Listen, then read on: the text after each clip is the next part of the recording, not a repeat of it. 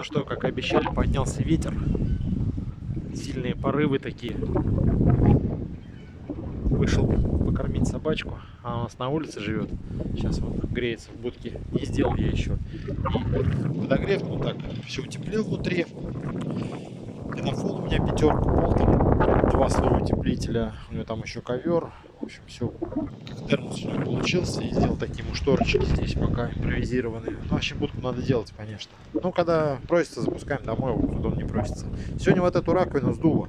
Хотя она тут с досками. Внизу подшита, вон доски. Она тяжелая. Килограмм 5 весит, 6.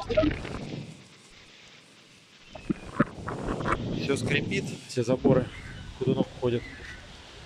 Ну а тут вот у меня ванна привез с работы. Бонус такой сегодня. Ну и, конечно, сегодня еще пока ее вез, с человеком он отвозил. Не удержался, заехал, купил, короче, еще профиля.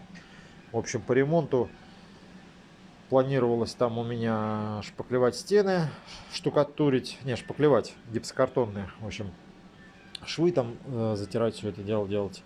И, короче, посмотрел я, что у меня стоит 5 листов гипсокартона, думаю, они здесь пропадут, в гараже места нет, и думаю, надо делать потолок, пока кухня еще не установлена.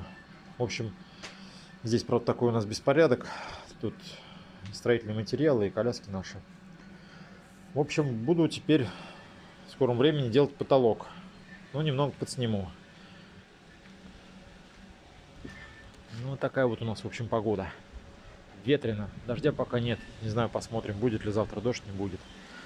Всем хорошего настроения, всем пока.